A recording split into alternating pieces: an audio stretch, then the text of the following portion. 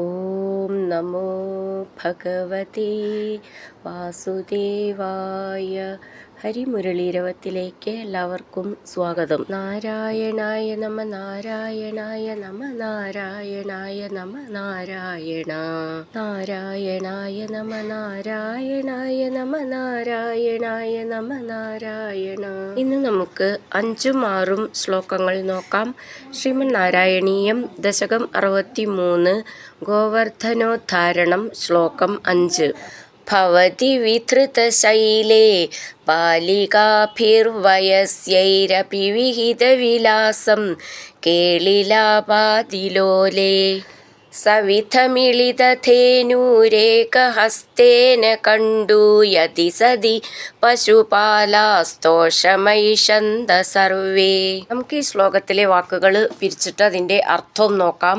ഭവതി വിധൃത ശൈലേ ബാലികാഭിർ വയസ്യൈർ അപി വിഹിത വിലാസം കേളിലാപാതിലോലേ സവിധ മിളിത ധേനൂർ ഏകഹസ്തേന കണ്ടൂയതി സതി പശുപാല സ്തോഷം ഐഷന്ത സർവേ. നമുക്കിതിലെ വാക്കുകളുടെ അർത്ഥം നോക്കാം.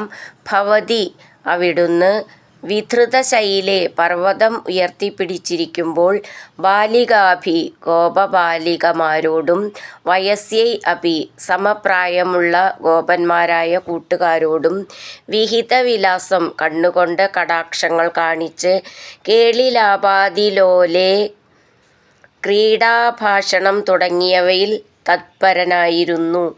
സവിധമിളിത ധേനു അടുത്തെത്തി നിൽക്കുന്ന പശുക്കളോടു കൂടിയവനായി, ഏകഹസ്തേന ഒരു കൈകൊണ്ട്, കണ്ടൂയതി സതി ചൊറിഞ്ഞുകൊണ്ടിരുന്നപ്പോൾ, സർവേ എല്ലാ, പശുപാല ഗോപന്മാരും, തോഷം സന്തോഷം, ഐഷത പ്രാപിച്ചു. നമുക്കിതിലെ അക്ഷരങ്ങളൊന്ന് നോക്കാം. ഭവതി ഭ എന്നുള്ള അക്ഷരം നന്നായിട്ട് ഊന്നി പറയണം. വിധൃതശൈലേ വിധൃ എന്നുള്ള തൃ എന്നുള്ള അക്ഷരം നന്നായിട്ട് ഊന്നി പറയണം. ബാലികാഭിർ വയസ്യൈർ ബാലിക ബ എന്ന് മൃദുവായിട്ട് പറഞ്ഞാൽ മതി. ബാലികാഭിർ ഭി എന്നുള്ള അക്ഷരം നന്നായിട്ട് ഊന്നി പറയണം. വയസ്യൈ അത് ചേർത്ത് ചൊല്ലുമ്പോൾ വാന്ന് മെല്ലെന്ന് ഊന്നി പറയണം. വയസ്യൈരപി ചേർത്ത് ചൊല്ലുമ്പോൾ, അവിടെ വിട്ടിട്ട് ചൊല്ലുകയാണെങ്കിൽ ബാലികാഭിർ വയസ്യൈർ അപി എന്നാണ്. ചേർത്ത് ചൊല്ലുമ്പോൾ രാന്നാവും. വിഹിതവിലാസം കേളിലാപാതിലോലേ സവിധ ധ എന്നുള്ള അക്ഷരം നന്നായിട്ട് ഊന്നി പറയണം. സവിധമിളിത ധേനു നു എന്നുള്ള അക്ഷരം നീട്ടി പറയണം. ധേ എന്നുള്ള അക്ഷരം നന്നായിട്ട് ഊന്നി പറയണം. സവിധമിളിത ധേനൂരേകഹസ്തേന സവിധ മിളിത ധേനൂർ ഏക ഹസ്തേന അത് ചേർത്തിട്ടാണ്. സവിധ മിളിത ധേനൂരേക ഹസ്തേന കണ്ടൂയതി അതൊന്നിച്ചൊരു വാക്കാണ്, ചെറിയ വരട്ടിട്ടുണ്ട് അവിടെ. കണ്ടു ണ ഡ എന്നാണ്, ഒട്ട് മൂന്നണ്ട. കണ്ടൂയതി സതി പശുപാലാസ്തോഷമൈഷന്ത പശുപാലാസ്തോഷം ഐഷന്ത ചേർത്തിട്ടാണ്. പശുപാലാസ്തോഷമൈഷന്ത സർവേ വേ എന്ന് മെല്ലെ നൂന്നി പറയണം. അങ്ങനെ നിർത്താം. ഭവതി വിധൃതശൈലേ ബാലികാഭിർവയസ്യൈരപി വിഹിതവിലാസം കേളിലാപാതിലോലേ സവിധമിളിതധേനൂരേകഹസ്തേന കണ്ടൂയതി സതി പശുപാലാസ്തോഷമൈഷന്ത സർവേ. അടുത്തത് 6ാമത്തെ ശ്ലോകം. ഈ ശ്ലോകം നമ്മൾ 1ാമത്തെ ശ്ലോകം ചൊല്ലിയ അതേ ട്യൂണാണ്.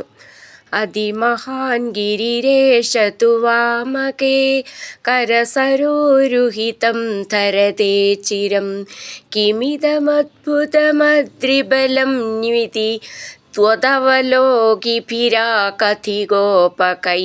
നമുക്ക് ഈ ശ്ലോകം പിരിച്ചിട്ട് അതിൻ്റെ അർത്ഥം നോക്കാം. അതിമഹാൻ ഗിരിർ ഏഷ തു വാമകേ കരസരോരുഹി തം ധരതേ ചിരം കിമിദം അദ്ഭുതം അദ്രിബലം ന്വിതി ത്വത് അവലോകിഭിർ ആകധി ഗോപകൈ. നമുക്കിതിലെ വാക്കുകളുടെ അർത്ഥം നോക്കാം. ഗിരി ഗോവർദ്ധന പർവ്വതം, അതിമഹാൻ വളരെയേറെ വലുതാണ്. ഏഷ തു കൊച്ചുബാലനായ ശ്രീകൃഷ്ണൻ, വാമകേ ഇടത്തെ, കരസരോരുഹി കരപങ്കജത്തിൽ, തം അതിനെ, ചിരം വളരെ നേരം, ധരതേ വഹിക്കുന്നു, അദ്ഭുതം അതിശയം തന്നെ, ഇദം ഇത്, അദ്രിബലം പർവ്വതത്തിൻ്റെ ശക്തി, കിം नु ആണോ, ഇതി ഇപ്രകാരം, ത്വതവലോകിഭി അങ്ങയെ നോക്കുന്ന, ഗോപകൈ ഗോപകുമാരന്മാരാൽ, ആകധി പറയപ്പെട്ടു. നമുക്കിതിലെ അക്ഷരങ്ങളൊന്ന് നോക്കാം.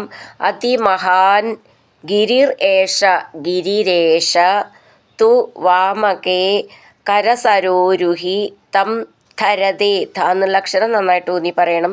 ചിരം, കിമിതം അദ്ഭുതം അദ്രിബലം ചേർത്തിട്ട് കിമിതം അദ്ഭുതം അദ്രിബലം, അദ്ഭുത എന്നുള്ളതിൻ്റെ ഭൂന്ന് നന്നായിട്ട് ഊന്നി പറയണം.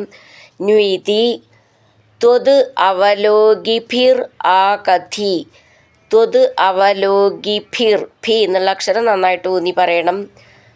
ധി എന്നുള്ള അക്ഷരം നന്നായിട്ട് ഊന്നി പറയാനുള്ളതാണ്. ഗോപകൈ അവിടെ വിസർഗം ലാസ്റ്റിൽ, അങ്ങനെ നിർത്താം. അതിമഹാൻ ഗിരിരേഷ തു വാമകേ കരസരോരുഹിതം ധരതേ ചിരം, കിമിതമദ്ഭുതമദ്രിബലം ന്വിതി ത്വതവലോകിഭിരാകധി ഗോപകൈ. ഹരിനാരായണ ഗോവിന്ദ, ജയ നാരായണ ഗോവിന്ദ, ഹരിനാരായണ ജയ നാരായണ ഗോവിന്ദ ഗോവിന്ദ ഗോവിന്ദ.